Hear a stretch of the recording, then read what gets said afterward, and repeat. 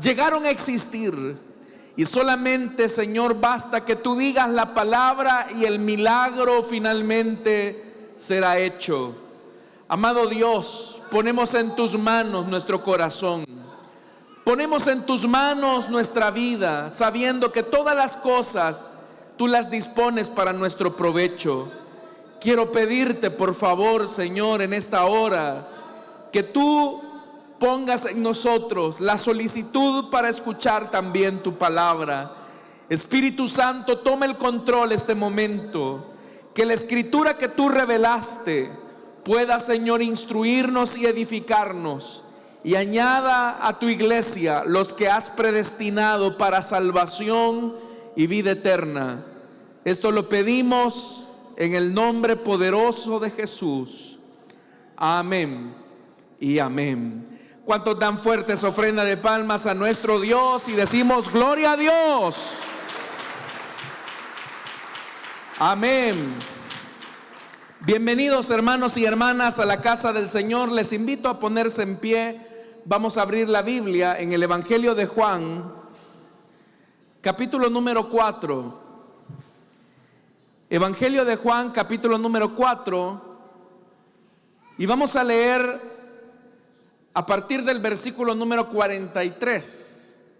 Bienvenidos a todos los que nos están escuchando a través de la radio y a quienes también están siguiendo esta transmisión. Gracias por permitirnos llegar hasta la intimidad de su hogar. Evangelio de Juan, capítulo número 4, versículo 43, la palabra de Dios nos dice: después de esos 2 días, Jesús salió de allí rumbo a Galilea. Pues como él mismo había dicho, a ningún profeta se le honra en su propia tierra. Cuando llegó a Galilea, fue bien recibido por los galileos, pues estos habían visto personalmente todo lo que había hecho en Jerusalén durante la fiesta de la Pascua, ya que ellos habían estado también allí. Amén. Hasta ahí dejamos la lectura, hermanos. Tengan la bondad de sentarse, por favor. Este pasaje que hoy nos ocupa, hermanos, resulta bastante interesante porque pareciera ser que existe una contradicción.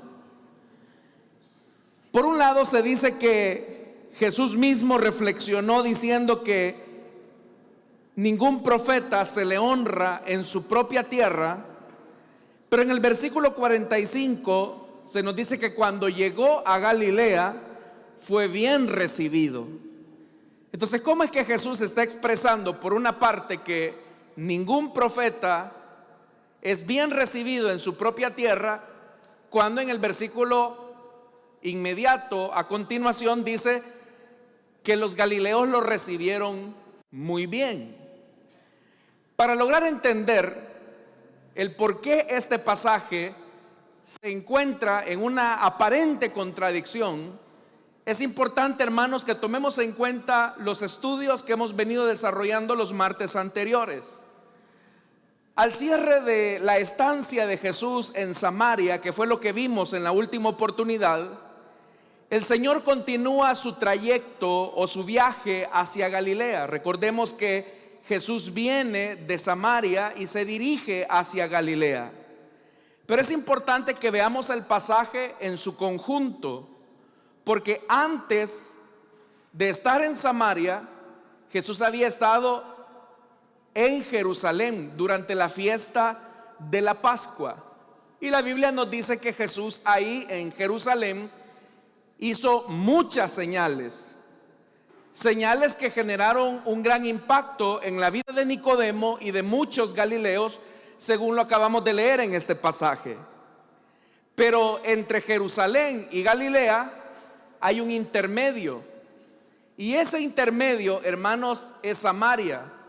Entonces veamos, hermanos, cuál es el itinerario de Jesús. Jesús viene de Samaria, viene de Jerusalén, de la fiesta. Pasa por Samaria y se dirige hacia Galilea. A esa sección, todo ese recorrido que acabo de mencionar, Jerusalén, Samaria, Galilea, es lo que se conoce como el ciclo de Galilea. Y se llama ciclo de Galilea porque en ese ciclo se realizan las dos primeras señales que encontramos en el Evangelio de Juan. Recordemos que en el Evangelio de Juan solamente se registran 7 señales.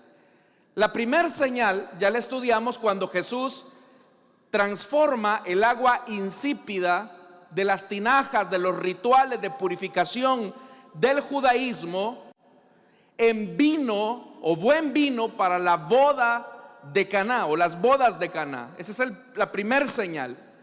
Pero ¿dónde se ubica Caná? En Galilea. La segunda señal es la que vamos a estudiar la próxima semana, que es la sanidad del hijo de un funcionario. Y al menos en 3 ocasiones en ese pasaje que vamos a considerar la próxima semana se menciona 3 veces Galilea y se especifica que es la segunda señal que Jesús realizó. Entonces usted puede notar que es un ciclo perfecto. Pero entre la primera y la segunda señal del evangelista hay un paralelo que se coloca, y es el paralelo de Nicodemo y la mujer samaritana. La razón de por qué el relato de Nicodemo y la mujer samaritana se encuentran en medio de ese ciclo es para señalar cuál es la verdadera fe que Jesús requiere de aquellos que se van a convertir en sus discípulos. Así que vamos a hacer un poco el ejercicio, hermanos, del recorrido que hemos hecho a lo largo de todo este estudio. En primer lugar, el evangelista Juan lo que hace es colocar relatos en paralelo, ya sea por similitud o por oposición. Y esto, hermanos, no solamente ocurrió entre el pasaje de Nicodemo y la mujer samaritana, sino que vamos a ir encontrando esos pares en todo el evangelio. Pero la intención del evangelista es demostrar una verdad teológica a la que Jesús quiere que los discípulos arriben. Entonces yo quiero preguntar esta noche: ¿cuántos somos discípulos de Jesús? Entonces es importante que usted me preste atención a lo largo de este recorrido que vamos a ir haciendo. Entonces decía, Jesús quiere, y esa es la intención del evangelista, Jesús quiere que los discípulos tengan una fe madura. Y para eso es importante ejemplificar cuál es la fe que no debemos de tener y cuál es la fe que Dios requiere, cuál es la fe que Jesús requiere. Entonces vamos a partir de los relatos que ya hemos estudiado, que ya hemos considerado, o los personajes que ya hemos visto, Nicodemo y la mujer samaritana. Vamos a comenzar hablando de los paralelos por similitud, es decir, cuáles son las coincidencias entre Nicodemo y la samaritana.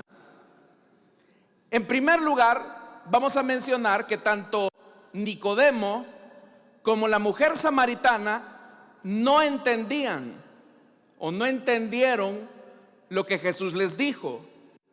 Por ejemplo, Jesús le dijo a Nicodemo que le era necesario nacer de nuevo y Nicodemo no entendió. Por eso es que Nicodemo le pregunta: ¿cómo es que un hombre puede nacer de nuevo siendo ya viejo? ¿Puede acaso entrar por segunda vez en el vientre de su madre y nacer? Detrás de la pregunta de Nicodemo lo que existe es una falta de entendimiento. Pero igualmente la mujer samaritana no entiende cuando Jesús le dice que Él le puede dar una mejor agua, un agua viva, mejor que la que le ofrece el pozo de Jacob. Y por eso es que Jesús le dice: si supieras lo que Dios te puede dar y conocieras al que te está pidiendo agua, tú le habrías pedido a Él y Él te habría dado agua viva. Entonces vea, Nicodemo y la samaritana no entienden lo que Jesús les estaba diciendo. La mujer, hermanos y hermanas, como ya lo dije, no entendía la palabra. Igualmente Nicodemo no lo entendía. Por eso es que más adelante, también la mujer, al no comprender la palabra, él le dice: Señor, ni siquiera tienes con qué sacar agua del pozo, esto es muy hondo. ¿De dónde pues vas a sacar esta agua viva? Entonces note que la mujer no entiende lo que Jesús le está diciendo, porque Jesús le está hablando del agua espiritual, del agua viva. Pero la mujer, ¿en qué está pensando? En el agua material. Y cuando Nicodemo escucha las palabras de Jesús de nacer de nuevo, ¿en qué está pensando Nicodemo? En un nacimiento físico, material. Entonces vean, los dos están conectados en lo mismo, en los elementos materiales, pero Jesús les está hablando de elementos espirituales, porque nacer de nuevo es espiritual. Beber del agua de la vida también es espiritual. Otra similitud que encontramos entre Nicodemo y la mujer samaritana es que Jesús le dice a Nicodemo: te aseguro que quien no nazca del agua y del espíritu no puede entrar en el reino de los cielos. Encontramos otra similitud porque Jesús le está hablando a Nicodemo de nacer del agua. Y cuando Jesús se encuentra con la mujer samaritana, él también habla del elemento simbólico del agua. Por eso es que Jesús le dice: el que beba del agua que yo le daré no volverá a tener sed jamás, sino que dentro de él esa agua se convertirá en un manantial que brota para vida eterna. Entonces note, tanto con Nicodemo como con la mujer samaritana, el elemento que se utiliza ahí es el agua. Incluso si retrocedemos al capítulo 2 del Evangelio de Juan, ¿cuál es el instrumento, por decirlo de alguna manera, que Jesús utiliza o transforma en vino? ¿Qué es lo que transforma en vino? El agua. Agua en las bodas de Caná.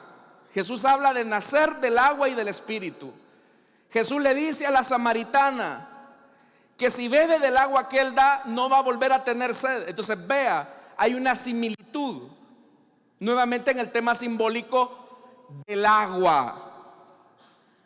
Pero también existen paralelos antagónicos o por oposición, comenzando por el hecho que Nicodemo es hombre y la samaritana es mujer. Otro elemento antagónico paralelo, eso ya lo vimos, es que Nicodemo busca a Jesús de noche, pero Jesús busca a la mujer samaritana en pleno día. Noche y día. Nicodemo busca a Jesús, Jesús busca a la mujer. Paralelo antagónico. Nicodemo sabe que Jesús ha venido de Dios. Es más, con eso se presenta: nadie podría hacer las señales que tú haces si no fuera porque Dios está con él. Entonces sabemos que ha venido de parte de Dios. Nicodemo sabe eso. La samaritana no tiene ni la más mínima idea de con quién está hablando en ese momento que ella va por agua al pozo conocido como de Jacob. Otro paralelo antagónico entre Nicodemo y la samaritana es que Nicodemo es un distinguido líder judío y él es miembro de un grupo muy selecto, muy exclusivo, que era el Sanedrín. Son virtudes que tiene Nicodemo. Pero la samaritana es conocida, sí es conocida, tiene fama, pero ¿de qué? De inmoral. Y pertenece a un grupo étnico despreciado, como lo eran los samaritanos. Entonces vea, un hombre distinguido, reconocido, de buena reputación, que pertenece a un grupo exclusivo, frente a una mujer que es famosa también, es reconocida por inmoral, pero que pertenece a un grupo despreciado, como lo eran los samaritanos. Pero hagámonos la pregunta, porque hacia eso nos conduce el texto, a hacernos una pregunta: ¿quién termina ganando en la carrera de la fe? ¿Termina ganando Nicodemo o la mujer samaritana? ¿Qué piensa usted? ¿Quién piensa que ganó la mujer samaritana? ¿Quién piensa que ganó Nicodemo? No tengan miedo, hermano. ¿Quién ganó la carrera de la fe? ¿Nicodemo o la samaritana? Correcto, la samaritana. ¿Por qué ganó? Bueno, vamos a comenzar a descubrir por qué la mujer samaritana ganó. Nicodemo buscó a Jesús por señales, pero no terminó reconociendo quién era Él. La mujer, hermano, se acercó a Jesús ya cuando poco a poco se va dando el diálogo por la palabra.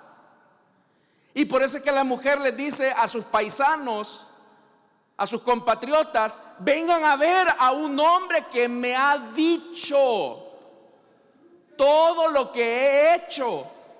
¿No será este acaso el Cristo? Entonces, ¿qué fue lo que llevó a Nicodemo frente a Jesús? Las señales que había visto en Jerusalén. ¿Qué fue lo que hizo que la mujer samaritana llevara a sus paisanos frente a Jesús? Vengan a ver a un hombre que me ha dicho todo lo que he hecho. Él conoce mi vida completamente. ¿No será acaso este el Cristo? Otro elemento en que la mujer samaritana le gana a Nicodemo.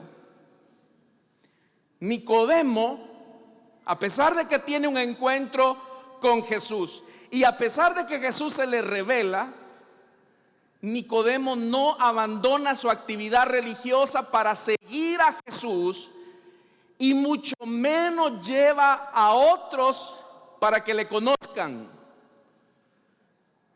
¿Qué hizo la mujer samaritana? La mujer samaritana abandonó su cántaro, su actividad, para ir a sus paisanos y llevarlos frente a Jesús. Veamos otra cosa más. A Nicodemo, Jesús le declaró que el Padre lo había enviado para salvar al mundo. Y él mismo se lo dice, ¿verdad? Porque de tal manera amó Dios al mundo, que ha dado a su Hijo unigénito, para que todo aquel que cree en Él no se pierda, mas tenga vida eterna. Dios no envió al Hijo al mundo para condenar al mundo, sino salvarlo por medio de Él. Entonces Jesús le estaba diciendo a Nicodemo que Él era el Salvador del mundo. Y aún así no se mueve en fe. Pero los samaritanos, hermanos, declaran a Jesús: sabemos que verdaderamente este es el Salvador del mundo. Entonces vea, Nicodemo, hermanos y hermanas, le están diciendo, Jesús le está diciendo a Nicodemo: yo soy el Salvador del mundo. Y él no actúa. Pero los samaritanos solamente oyen la palabra de Jesús y ellos declaran a Jesús: este es el Salvador del mundo, el Cristo. No tuvieron necesidad de que Jesús se revelara. La fe misma los llevó a descubrir la verdadera identidad de Jesús. Entonces, como yo les decía, ¿quién gana estas palabras y por qué? Antes, hermanos y hermanas, de pasar, hay un paralelo más que es antagónico. Jesús, cuando se entrevista con Nicodemo, usted sabe cómo se dirigió Nicodemo a Jesús. Le dijo: rabí, maestro. ¿Pero qué era Nicodemo? Era maestro también. Entonces, para Nicodemo solamente quiere satisfacer su curiosidad. Él es maestro, tú eres maestro, así que estamos en el mismo nivel, estamos al mismo plano. Pero ¿qué le dice la mujer samaritana a Jesús? ¿Eres tú acaso mayor que nuestro padre Jacob, que nos heredó este pozo?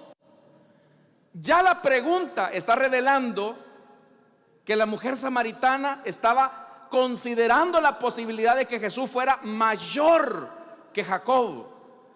Pero ¿cómo está viendo Nicodemo a Jesús como un igual. ¿Están hasta aquí, hermanos? Espero que preste atención, porque en esto se va a descubrir si nuestra fe es una fe madura, una fe marchita, o no tenemos fe. Entonces, ¿quién gana estos paralelos y por qué? Hay dos pasajes claves que nos van a permitir entender por qué decimos que la mujer samaritana ganó al hombre religioso. Fíjese que esto es bien curioso, y yo se lo mencioné a usted en un estudio bíblico, siempre del Evangelio de Juan. Enseñarle a una mujer era considerado algo muy vergonzoso, pero ahora Jesús está rompiendo esos patrones. ¿Y quién es el que mejor entiende a Jesús? ¿Un hombre llamado Nicodemo o una mujer que conocemos como la samaritana? ¿Quién entiende mejor a Jesús? Las mujeres. A veces, hermanos, las mujeres, bueno, no a veces, siempre, casi siempre, las mujeres son más sensibles a Dios que los hombres. A veces los hombres somos un poquito, ¿verdad? Topados, diría yo, del corazón. Somos duros. Yo veo aquí que son las hermanas las que prestan más atención. Los hombres con nada se distraen. ¿Ven algo ahí? ¿Están acá, hermanos? Sí. Y esto nos dice algo importante, que el evangelio de Juan es un evangelio que reconoce a las mujeres como discípulas y que son más sensibles que los hombres. Veamos un elemento sencillo. ¿Quién le dice a Jesús que se acabó el vino en las bodas de Caná? Una mujer. ¿Cómo se llamaba? María. ¿Quién es, hermanos y hermanas, el que mejor ha entendido a Jesús en el relato de la samaritana y Nicodemo? Es la mujer. Entonces, por eso yo le estoy diciendo, ¿quién gana estos paralelos y por qué?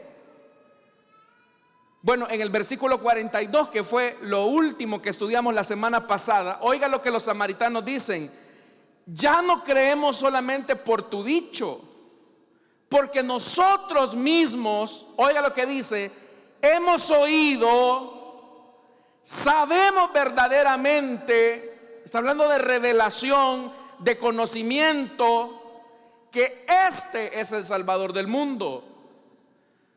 Pero le vuelvo a preguntar lo mismo: ¿cuántos milagros hizo Jesús en Samaria?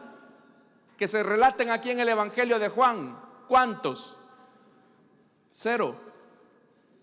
No se nos dice en el Evangelio de Juan que Jesús haya hecho milagros para que los samaritanos creyeran en él. Los samaritanos llegaron a la convicción de su fe porque escucharon al que tiene palabras de vida eterna. Oyeron. ¿Y qué es lo que dice también la palabra? Que la fe viene por el oír. La Biblia no dice que la fe venga por ver milagros. La Biblia no dice que la fe viene por ver que un paralítico se levante, por ver que un muerto resucite. La fe no viene por eso. La fe viene por el oír la palabra. Eso es lo que dice la Escritura. Ahora me voy a adelantar un versículo que no leímos y lo vamos a ver la otra semana, que es el 48. Tiene su Biblia abierta, ¿verdad, hermano? Ok, verso 48, vea lo que dice: ustedes nunca van a creer, ¿qué dice? Si no ven señales. Ustedes nunca van a creer si no ven señales y prodigios, les dijo Jesús. ¿Qué fue lo que motivó a Nicodemo a acercarse a Jesús? Las señales. Entonces ahora usted va a entender por qué esa aparente contradicción en los versículos que acabamos de leer, que son el 43 y el 45, porque ¿qué es lo que dice el 43? Que fue el pasaje que estamos leyendo ahora. Después de esos 2 días, que estuvo en Samaria, Jesús salió de allí rumbo a Galilea. Y aparece un paréntesis: pues como él mismo había dicho, a ningún profeta se le honra en su propia tierra. Jesús dijo esa palabra: a ningún profeta se le honra en su propia tierra. Ok, pero ¿qué dice el 45? Cuando llegó a Galilea fue bien recibido. Entonces, ¿de qué te quejas, Jesús? Si ahora que estás llegando entre tus paisanos, entre los galileos, te están recibiendo bien. Sí, lo están recibiendo bien por una razón. Y es lo que dice el 45. Cuando llegó a Galilea fue bien recibido por los galileos, pues estos habían visto personalmente lo que había hecho en Jerusalén durante la fiesta de la Pascua, ya que ellos también habían estado allí. Entonces, ¿por qué los galileos están recibiendo bien a Jesús? ¿Y por qué Jesús, cuando va entrando a Galilea, dice: bueno, voy a mi tierra donde a ningún profeta se le honra? Porque los galileos lo están recibiendo por milagrero. Los galileos están ansiosos de recibir a Jesús, porque dice: aquí viene el milagrero que nos va a dar algunos milagros. Los que hizo en Jerusalén los tiene que hacer acá. Entonces, hermanos, usted puede entender por qué razón este pasaje está señalando que Jesús se declara como un profeta sin honra en su propia tierra. Porque los galileos solamente están detrás de él por los milagros que él pueda hacer. Hermanos, toda la vida del cristiano debe de ser caracterizada por la fe. Cuando el apóstol Pablo escribe su carta a los romanos, en el capítulo 1, versículo 17, él dice: porque en el evangelio la justicia de Dios se revela por fe y para fe. La NBI lo traduce de la siguiente manera: de hecho, en el evangelio se revela la justicia que proviene de Dios, la cual es por fe de principio a fin. El comienzo de nuestra carrera cristiana fue por fe. Y la fe fue el resultado de oír la palabra de Dios. ¿Qué es lo que nos va a sostener en el tiempo? Que Dios nos conceda lo que le pedimos siempre. Que Dios le diga sí a todas nuestras peticiones. No. Si hay algo que nos debe de sostener desde el día en que creímos en Jesús como Señor y Salvador hasta el último aliento de nuestra vida, es la fe que tenemos en que Él es el Señor y el Salvador de nuestra vida.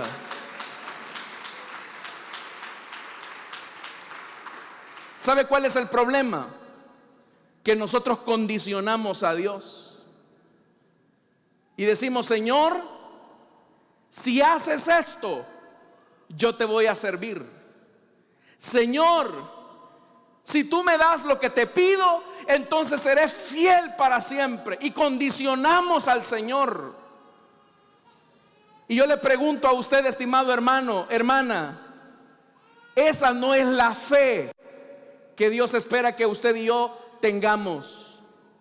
Una fe interesada, donde vamos tras los milagros, donde vamos tras las provisiones de Dios. No es eso lo que Dios quiera.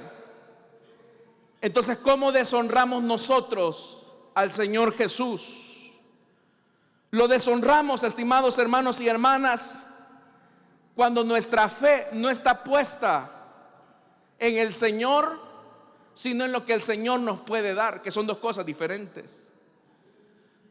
Hay gente que viene acá a la iglesia cuando está en una necesidad, y después de esa necesidad, ¿qué cree usted que pasa? Ya no vuelven. Hay gente que viene acá para que el Señor les dé novio, les dé carro, les traiga al marido, para que el Señor les dé lo que quieren, que le peguen al gordo, no a su esposo, sino que a la lotería. Vienen por un montón de cosas, pero el Señor sabe cuál es la interioridad de cada persona. Allá, hermanos, cuando estudiamos el capítulo 2 del Evangelio de Juan, usted se recordará que dice la Biblia que Jesús hizo muchos milagros en Jerusalén y muchos creyeron en Él. Pero Jesús no creía en ellos. Entonces nosotros, hermanos, tenemos que hacernos una pregunta honesta. Y si a lo que le pedimos a Dios, Él nos dice no,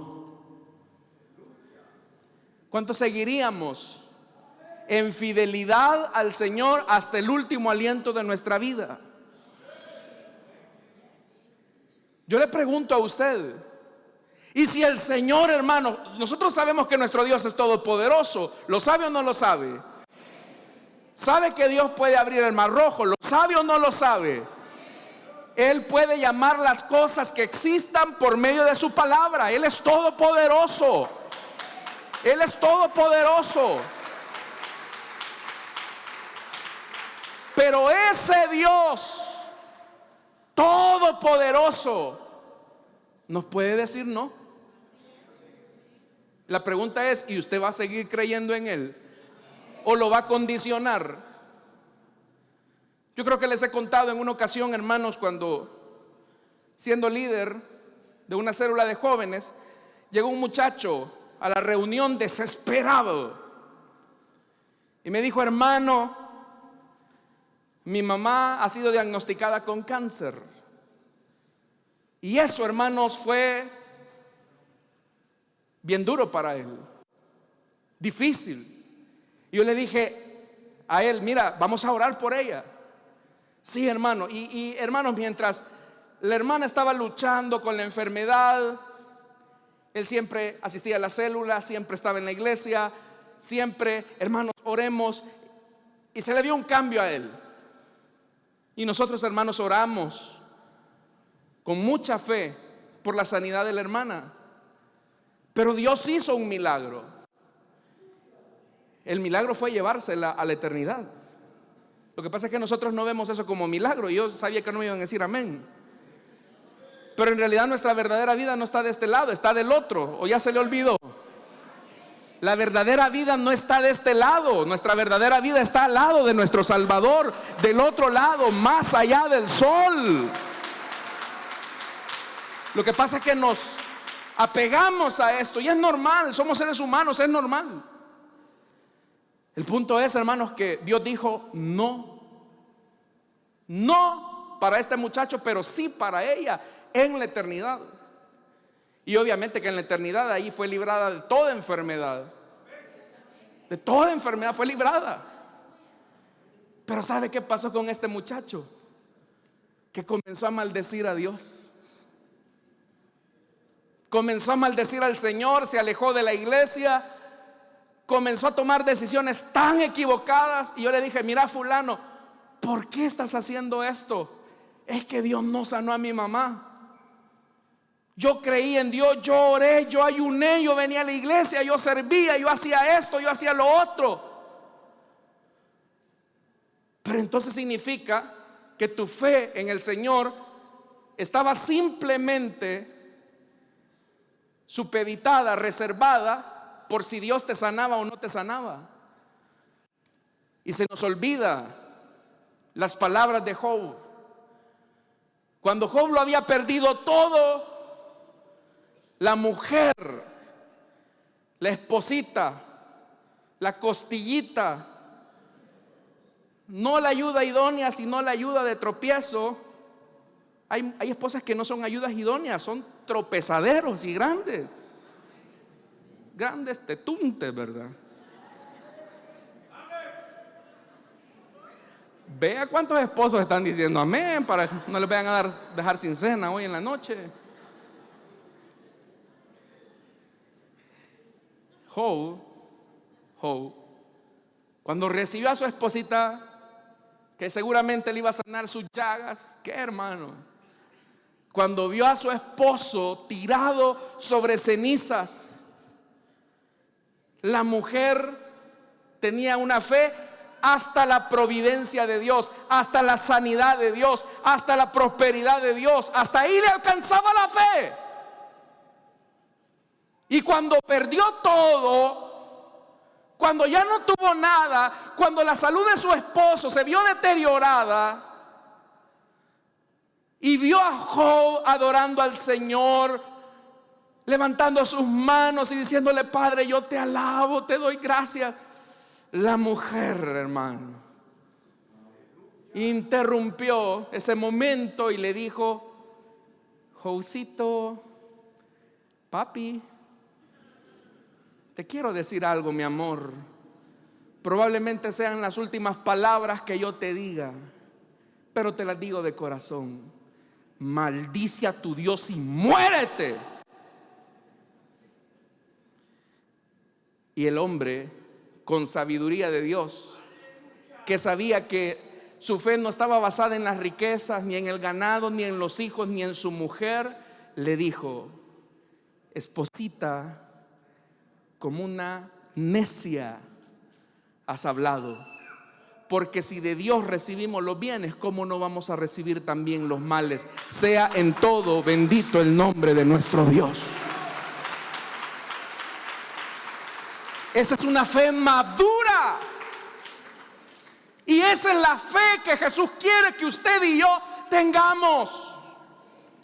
Porque hay gente que sigue al maestro en tanto Él les dé todo lo que ustedes le pidan. Por eso yo le digo, acabamos de orar, yo no tengo la menor duda que Dios es capaz de sanar. Yo no tengo la menor duda que Dios es capaz de proveer. Yo no tengo la menor duda que Dios es capaz de restaurar. Pero ese Dios también puede decirnos no. Y Él quiere que tengamos una fe en Él, aun cuando nuestro cielo se vea ennegrecido por las pruebas. Por eso es que Jesús dice: entrando a Galilea, soy un profeta sin honra en mi propia tierra. Y nosotros, hermanos y hermanas, deshonramos a Jesús cuando nuestra fe está puesta en otras cosas menos en Jesús. Si nosotros nos llamamos discípulos de Cristo, si nosotros somos discípulos de Jesús, nuestra fe debe de estar puesta exclusivamente en Él. Puestos los ojos en el gerente, puestos los ojos en el doctor, puestos los ojos en el compadre de Estados Unidos, puestos los ojos en el pastor. No, puestos los ojos en Jesús, el autor y consumador de nuestra fe. Entonces, si tenemos que poner nuestra fe y nuestra esperanza, no la ponga en el hombre. Maldito todo aquel que ponga su confianza en el brazo del hombre. Entonces, hermanos, si vamos a seguir a Jesús, de verdad, examine su fe. Examine su fe. Examine su fe. Porque vea, esta gente estaba: ahí viene Jesús, gloria a Dios. Y ya llevaban el montón de enfermos, el montón de necesidades. Pero Jesús no quería ser visto como un milagrero. Jesús quería ser visto como los samaritanos lo vieron, como el Salvador del mundo, como el Señor. Y esa implicación, hermano, de Salvador del mundo, yo se lo dije la semana pasada, tenía un gran conflicto, porque ese título solamente se le entregaba al emperador. Y los samaritanos abiertamente están diciendo: Jesús es el Salvador del mundo, no es César. Y nosotros podríamos decir lo mismo: Jesús es mi Salvador, aun cuando la enfermedad avance. Podríamos decir: Jesús es mi proveedor, aun cuando la escasez persista. Podríamos decir, hermano, Jesús es el Señor de mi vida y de mi familia, aunque todavía sigamos peleando con gente que adversa nuestra fe. Porque en eso se basa el llamamiento de un discípulo. Hermanos, si a ustedes les han dicho que la vida cristiana es fácil, eso no es cierto. Tienen pruebas, dificultades. Los cristianos nos enfermamos. Los cristianos perdemos el empleo. A los cristianos nos rechazan. A los cristianos, hermanos, podemos enfermar, y los cristianos también podemos morir. Pero como dice ese canto, sea que vivamos o sea que muramos, somos del Señor. ¿Cuántos dicen amén a eso? ¿Cuántos dicen amén a eso? Entonces sea fiel, hombre. Sea fiel. Sea fiel hasta la muerte. Porque Jesús se complace de gente que recibe la palabra y cree, aunque no vea nada. Y eso lo vamos a ver la otra semana. Yo le invito para que no se pierda el próximo episodio de Jesús en Galilea, a la misma hora y por el mismo canal. Amén. El que tenga oídos para oír, que oiga lo que el Señor dice. Déselo fuerte si es para Él. Amén. Vamos a orar, hermanos. Vamos a cerrar nuestros ojos. Teniendo nuestros ojos cerrados y nuestro rostro inclinado, quiero hacer una invitación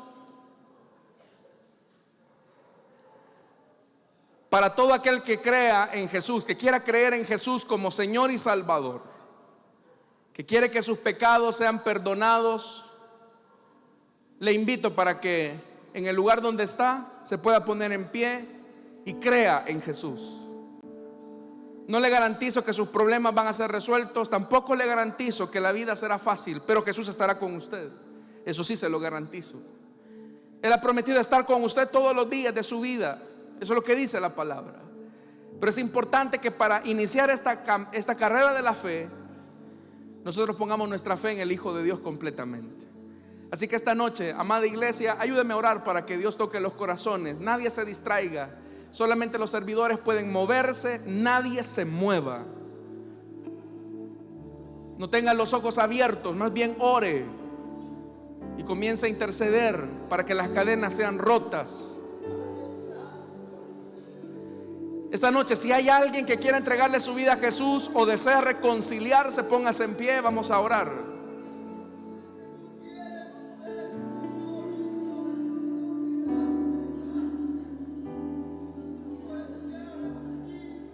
¿Habrá alguien?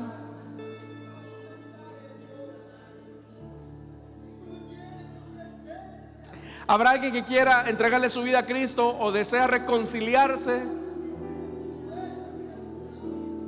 Póngase en pie. Si tú quieres que tus pecados sean perdonados, ponte en pie. Si tú quieres ser limpio delante de Dios, ponte en pie.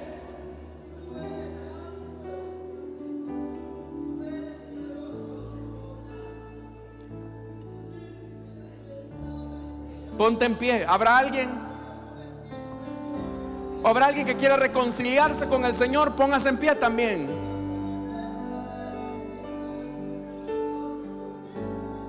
Ahí llegará un hermano, una hermana a orar por ti. ¿Quieres entregarle tu vida a Cristo? ¿Quieres reconciliarte con el Señor? También la invitación es para usted, estimado oyente de la radio o los que nos ven a través del internet.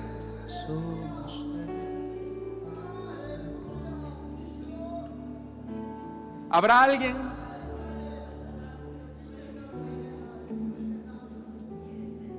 ¿Habrá alguien?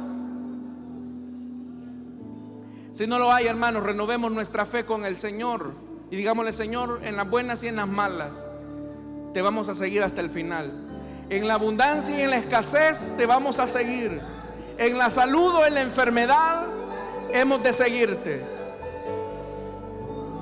Si me dices sí, te seguiré. Si me dices no, seguiré también. Hasta el último aliento de mi vida quiero seguirte. Pongámonos en pie, hermanos, y le decimos al Señor: y si vivimos, para Él vivimos, y si morimos, para Él morimos. Y si vivimos,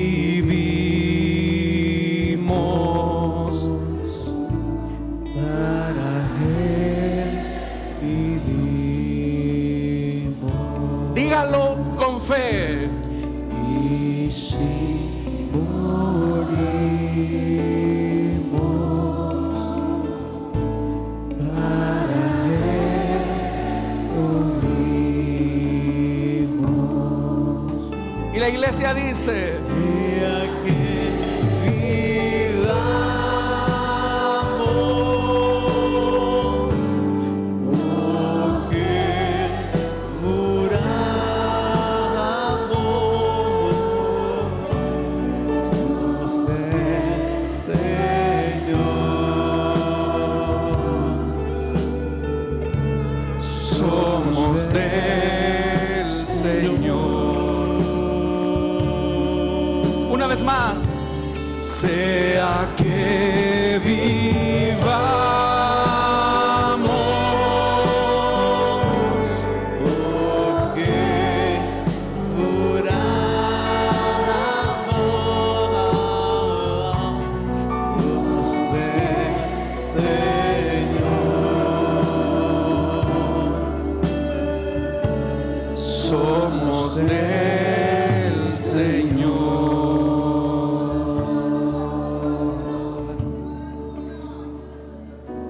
Señor, aquí está tu pueblo, que a través de este canto expresa una verdad, en las buenas y en las malas, en la pobreza y en la abundancia, en la bonanza como en la tribulación, en la calma como en la tormenta.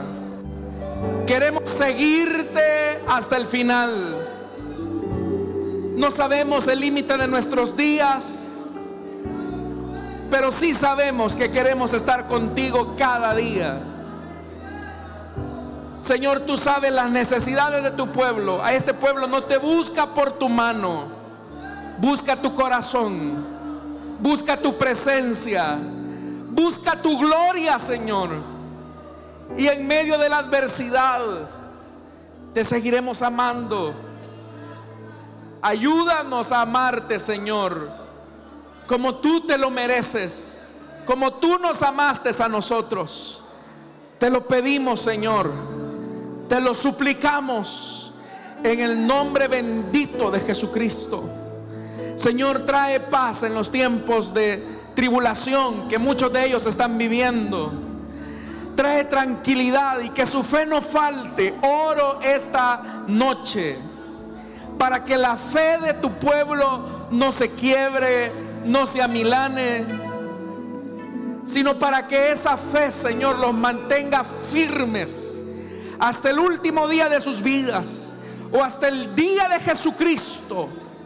Ayúdanos a mantenernos con una fe inconmovible.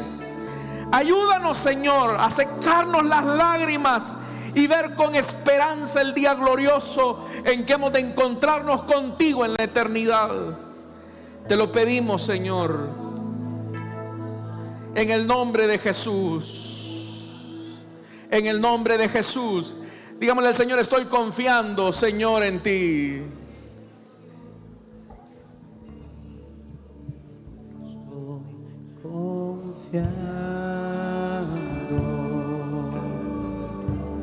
Señor, en ti. Dígalo de lo profundo de su ser. Tú eres fiel, Señor, tan fiel a mí. Nunca me has dejado.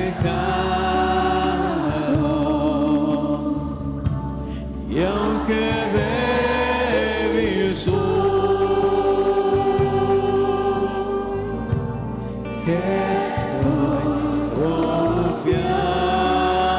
confiando, Señor, en ti. Y la iglesia dice: Puedo descansar,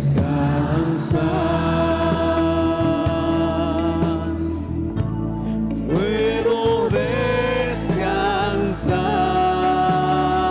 descansar, y a su mansión Cristo me guiará. Si el sol llegara a oscurecer y no brille más,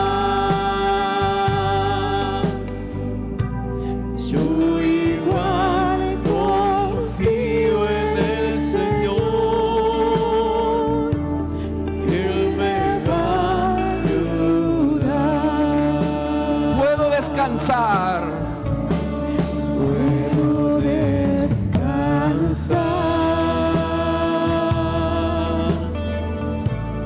puedo descansar, Levante sus manos al cielo y descanse en el Señor, iglesia. y a su mansión Descansa en el Señor, te dice. Cristo me guiará. Descansa en el Señor. Si el sol llegara a oscurecer y no brille más, Descansa en Él. yo igual confío en el Señor, Él me va a ayudar. Él te ayudará. Puedo descansar, Descansa, manada pequeña. descansar, y a su mansión Cristo me guiará. Si el sol llegara a oscurecer y no brille más, yo igual confío en el Señor, Él me va a ayudar. Dale fuertes ofrenda de palmas a nuestro Dios, que suba hasta el mismo cielo. Dile gracias, Señor. Aleluya. Gloria al Señor. ¿Cuántos pueden dar un fuerte gloria a Dios? Amén, hermanos. En medio de cualquier situación damos gloria a Dios. Así de pie, hermanos, vamos a orar en esta ocasión por nuestras ofrendas y nuestros diezmos.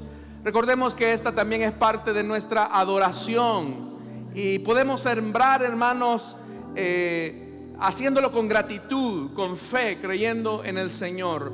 Padre que estás en los cielos, gracias te damos, Señor, por esta bendición que nos has permitido tener de escuchar tu palabra. Ahora, Señor, nos identificamos con tu causa, nos identificamos con la gran comisión.